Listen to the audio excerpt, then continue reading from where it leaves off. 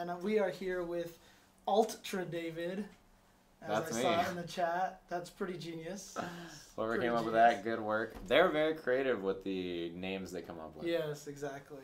All those names, they're pretty good. Although they're not as good now that Street Fighter 4 is done. Like, what do you mean? Like all the Super Davids and Vanilla David, AE 2012 Davids. That's true. Because yeah, it's like the game's not for realsies anymore. It's like launch Street Fighter 5 David. That's a good one. You can try that. Does it have the same? What's the error code? Oh, dude. Like 2100B or yeah, something? something like that. 2100B David. There you go. Yeah, dude. That's me. The one. Actually, that's the real David right now because he's not here. Yeah, he's at home sick. He's not functioning properly. So. Bummer. Yeah, exactly. But, in any case, let's talk a little about this cool exhibition that was on yesterday. Yeah.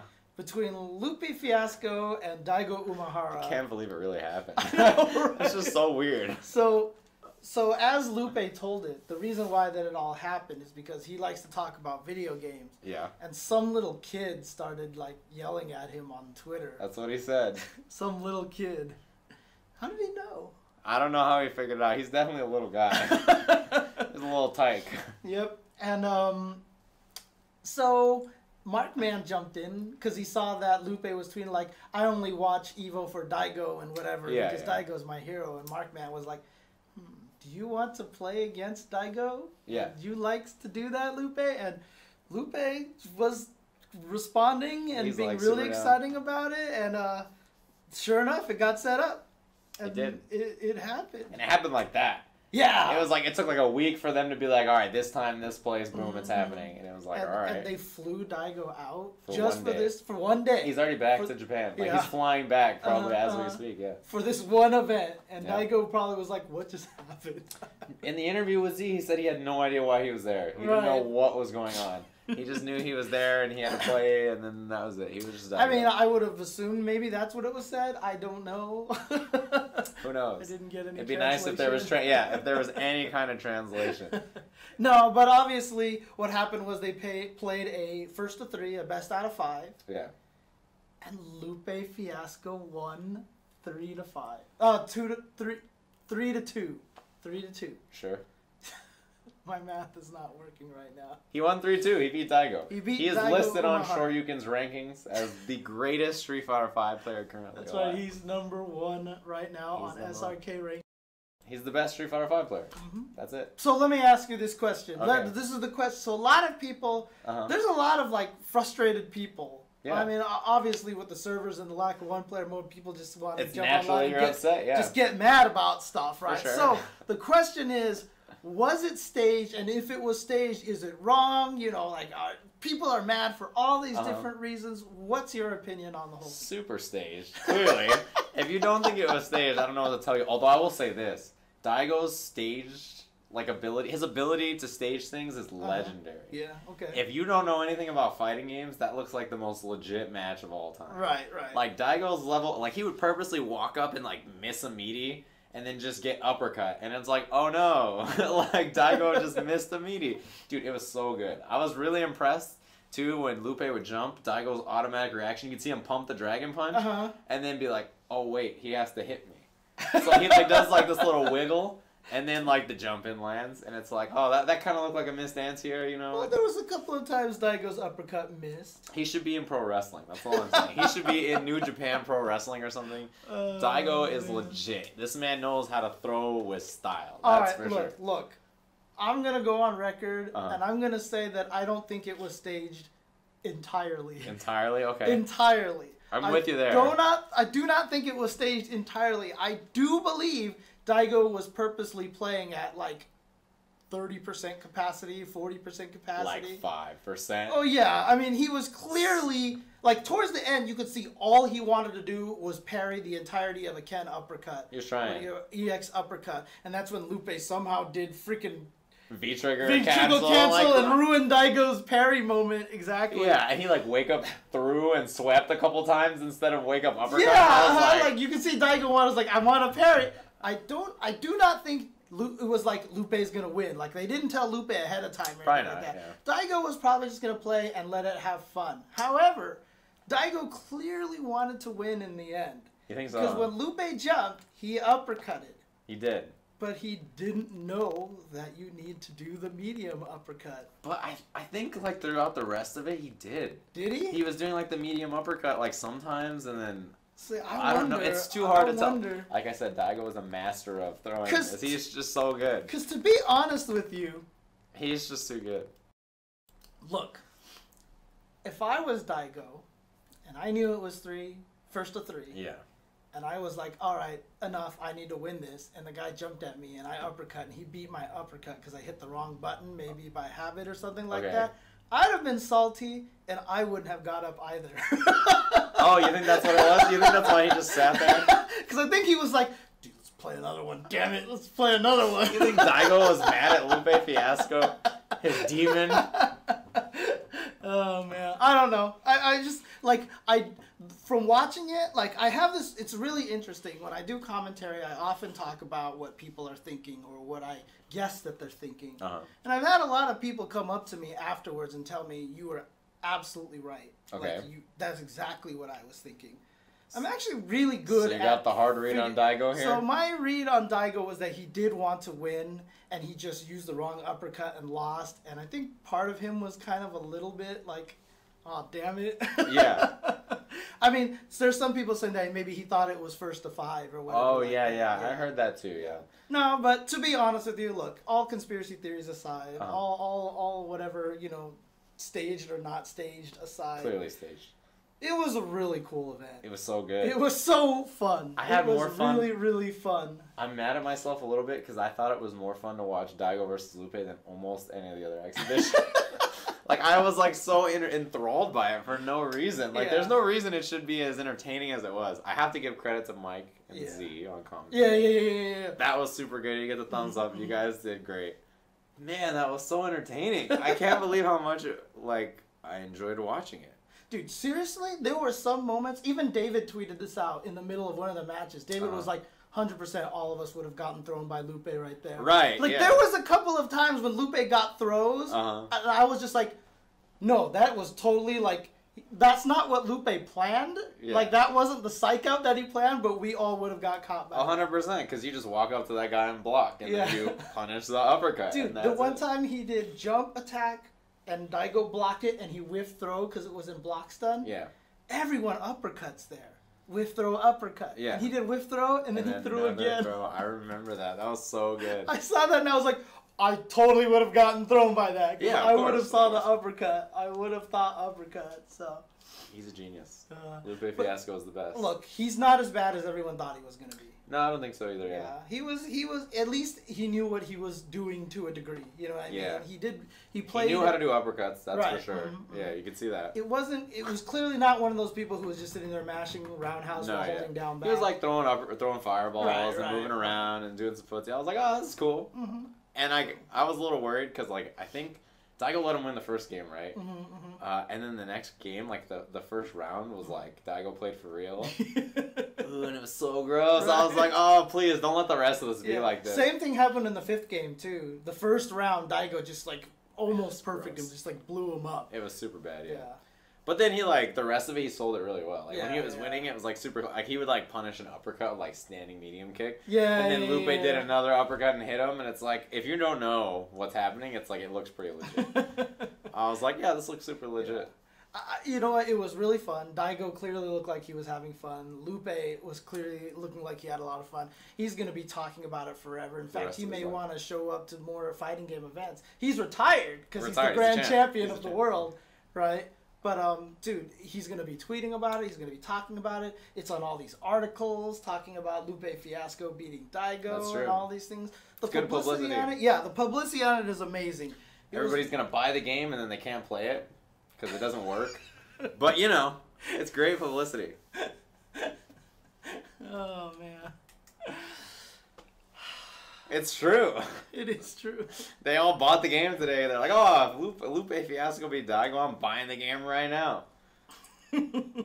Big mistake. Yeah. Doesn't work. Oh, man.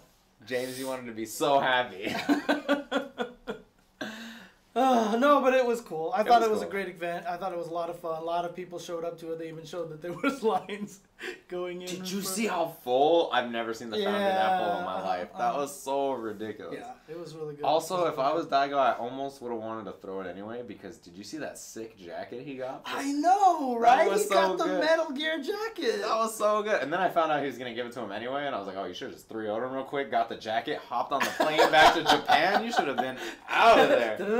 Yeah, just he should have collected. Yeah, he should have collected. On-site procurement. Yeah, he should have collected, hopped in a box, boom, out of there. That would have been the sickest thing to do. Daigo should have hide in the cardboard box so they mail. And you know Daigo has that tech. He could do that. There's a Mad Catz box on site if he wants it. Dude, if he wants a Mad Catz box on site, it's gonna be there, and he's just out of there. Yeah, but shout outs to everybody who got it to happen. Because I mean, look how. We just got Lupe Fiasco to sit there and play against Daigo. Yep. Jabali just announced Kenny Omega is going to be at CEO. Awesome. Jamie Lee Curtis was hidden as Vega at EVO last year. There's a lot of really cool things going on with the fighting game community. Yep. I just think that was such an awesome event. It was a lot of fun. It was great. I think everyone. I saw a bunch of tweets from people saying that. Like their friends who don't play fighting games watched it. Now they want to go out and play it, but like you said, I saw a lot of it. Yeah, because the game is... Dude, I saw there's so many... Alright, so you mentioned at the very start of this whole thing, any possible negative feedback about this. I was reading the Reddit threads about like this whole event, like all this stuff, and so many people thought it was like a real thing, and then Daigo just got bodied. Yeah. They're just like, yeah, Daigo had a real off day. They're like, it's the jet lag. That's why Lupe won. Dude, you know what? I've seen people be like, Daigo got exposed. I saw that kind of stuff. They're like, yeah, he's jet lagged, so Lupe beat him, or Lupe is better than he was, or Lupe, he trained, he studied the tapes, and that's why he beat Daigo. Dude. No. Daigo is a smart man. Yeah, trust me. I'm pretty sure he could have been in and out of there in 5 minutes. Yeah. Like, he could have been in and out of there in 5 minutes, no problem. The man let it go on for a while. But there's that idea out there that exists where lots of people in these Reddit threads and just like I'm seeing comments and stuff about on articles where they're just like, yeah, like Lupe Fiasco beat Daigo. Daigo just had a bad day, like. And then I'm a little worried about all these people who are gonna play the game now with this idea that like if you just play, you can beat Daigo. If you just mash, fighting games are so easy that if you just mash, you can beat Daigo. It'll be part of the giant pantheon of fighting game legends that people think Daigo was legitimately bodied by Lupe Fiasco, just like, you know, Taylor Hicks played in Smash Brothers at EVO, you know, all these things like that, you know, lore out there that most people believe is true. But is not true. Did I expose something? I don't know. That's all I'm going to say on it. Yeah. That's all I'm going to say. But shout outs to everyone who did make this happen. My favorite tweet after the Daigo Lupe thing was that somebody tweeted, "I'm now ready for Micross versus Twisted Jago 2." And I was like, oh yeah, you people forgot about that one, didn't you? That one was a classic. Oh my god. It was so good. Oh. But yeah, I think that there could be that idea out there where people think like that, but if they get beat up and then they're like, maybe I'm not as good as Lupe Fiasco, and they stop playing, then that's just the natural order of things. Yep.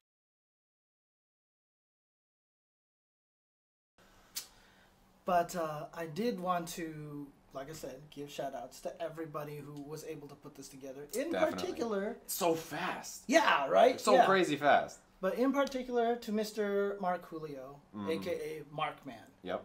It was just revealed recently that he was let go from Mad Catz. Yeah. We saw that there was a bunch of people let go from Mad Catz, about 37% of the staff. Something like that, yeah. And a lot of people are angry about that. They're like, why would you let Markman go? Right, yeah. So I really want to talk about this. I've posted this in various places already. I don't want anyone to be mad at Mad Catz. In fact, you should actually be applauding them because they did a really amazing, awesome thing. So let me explain this. Mark had already announced since about EVO last year that he was leaving Mad Catz. Right. Right? When a company knows that you are planning to leave, they are just going to let you leave. Because when you quit a job, you don't get severance. Mm-hmm. Right? If you get laid off from a company, you get paid severance. So, for example, I've known people at my work who have worked there for 10 years. They get laid off. They get 6 months salary for getting laid off. Yep. That's the severance. So you get 6 months to go and find another job while still basically getting money. Yeah. And because you were laid off, you get to collect unemployment. Exactly, yeah. Right? If you quit, you get no severance. You cannot claim unemployment. Mm-hmm. So Mad Catz knew Mark was going to leave. Yep. They could have just let him leave. Yeah, he announced it forever ago. Mm-hmm. Yeah. So instead, what they did, they laid him off. Mm-hmm. So now they gave him severance, and now he can collect unemployment. Both of those things are true, yeah. Mm-hmm. So what Mad Catz did was they actually took care of Mark. That's for sure. Very, yeah. very well. And that's an important thing that I'm hoping that people understand, that don't be mad at Mad Catz. Them laying him off was basically them thanking him. They just gave him free money. Pretty much, yeah. Yeah, they just said, you know what? You helped us so much. Here's a ton of free money. Boom. Sail off into the sunset and do your thing. Yep. So people should not be mad at Mad Catz. They should be happy that Markman got this. Because, like I said, he was going to leave anyway. He could have just left and gotten nothing. He announced it like forever ago. And then he was part of those layoffs that they mentioned. And it worked out better for him than if he had been quit or fired by Mad Catz, right? Because Mad Catz could have just like fired him. Yeah, exactly. Like as soon as he was like, "Oh, I'm leaving," Mad Catz could have been like, "Well, you're done." Yep. And that's it. And he announced that he was going to stay through the release of the Street Fighter V products from Mad Catz, and then that was about it, which is now. Right. Yeah. Yeah. So I mean, that is something that's really important with the way that a lot of big companies work. That's just how it works. So I mean, I've had coworkers who are like, "I really want to leave. Will you lay me off? Will you lay me off?" Mm-hmm. And they're like, They won't do it. "Yeah," because you just told them. Like, ironically, the best way to make sure you don't get laid off is to tell people you want to get laid off. Yeah. It's like one of the dumbest things possible, you know. But every once in a while, you'll run into this kind of situation where it does help. Mm-hmm. So. And he seemed to be taking it pretty well because he was on the stream joking about it. I don't know if you heard some of the stuff he said. Yeah. So Mark's not all torn up about it. And he gets to spend a lot more time with his daughter. Man, it's crazy how fast they grow up too. I saw her at the Moment 37 tournament. She's only been to 2 FGC events, and I saw her both times. First time, she was walking up to me and trying to make me spaghetti in her make-believe kitchen. Nice. You know, and then like when I saw her at Moment 37, she was just having like full-on conversations with me and stuff. It was just like, it's so weird. Kids grow up so fast, as evidenced by you as well. So yeah, because you're here, you're having full conversations with me. I think it was only like 5 years ago. I saw you at an event. You were still walking around, you know, like in diapers and everything. It's all true. Yeah, definitely true. I was just a boy, and now I'm a grown person. Exactly. So that's the way it works. Yeah, but yeah, for sure. I just wanted to make that clear about the Markman situation. So. Oh, you guys are funny. Oh, man. Old man James for sure. Dude, you don't even know. You don't even know. Yeah? You don't even Back know. in your day, Street Fighter V released and it worked? Dude, someone actually, this is such a funny question, because someone asked me, how different is learning Street Fighter, how different do you think learning Street Fighter V is compared to when you were learning Street Fighter 2? And I was just like, dude, I can't even compare them. Yeah. You literally cannot compare those Even two learning like Street Fighter 4 like 5 years ago compared to now is so different. Dude, honestly, if you went back in time to when we were learning Street Fighter 2, the example I gave is we would look like monkeys banging sticks. I'm not even kidding. The only time we could throw sonic booms was at the beginning of the round. Yeah. Because round 1, fight, was charge period. Yeah. So you will hold back. Round 1, fight. You hit forward and throw a sonic boom, and you'd never be able to throw a sonic boom ever again. That's all it takes. Because you have no idea. No one knew about charge. Yeah. Yeah. So everyone was like, it's not working anymore.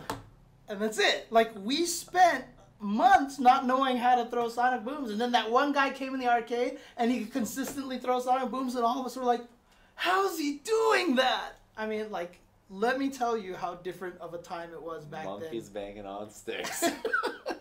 That's crazy. It absolutely was. I mean, dude, I didn't believe that the spinning pile driver was doable by people because it was too powerful. So I thought it was only a computer thing.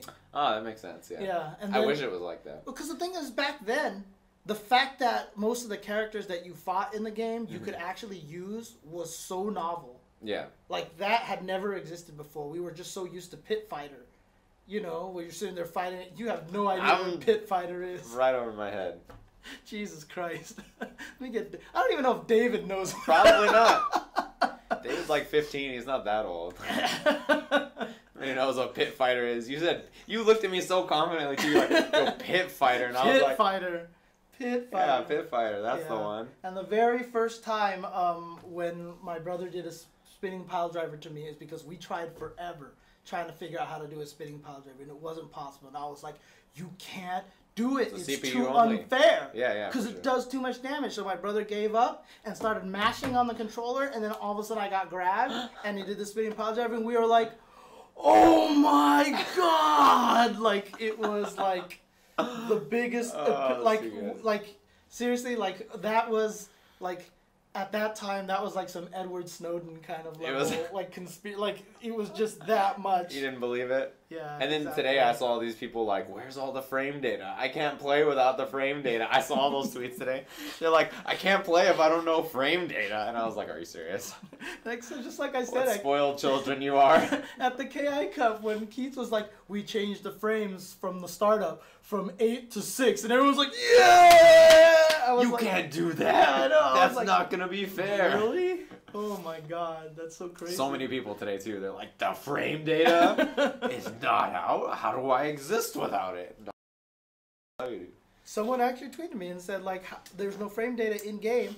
How are casual new players going to learn? Yeah. And I was like, casual new players care about frame data? They don't know what that is. Yeah. They have no idea what that means. Yeah. Every new game that I make videos for, I make like a basic frame data video. Right, and I don't even use numbers. I'm this is either positive, negative, or 0, right. which is even. And I don't even say real numbers. I'm just like, if this is plus 10, then that means you can move before the other guy. And it's like, and they're just like, what? That makes no sense. And I'm like, wait. Here's how you can test stuff. Yeah, it's pretty crazy. It's pretty crazy how different it is from back then to now. But no, it's exciting times though. Dude, we are gonna find out so much about Street Fighter V so fast. Did you see the Chun-Li tech video? I've seen crazier stuff than that so far. Really? Yes. Jeez. Some people. Wait until you see Ian Sanity play, but okay. Yeah, but dude, that tech video was nutso, right? Yeah, I know. Stuff in that, I was like, just like people. I'm telling you, Chun has these jumps in the corner.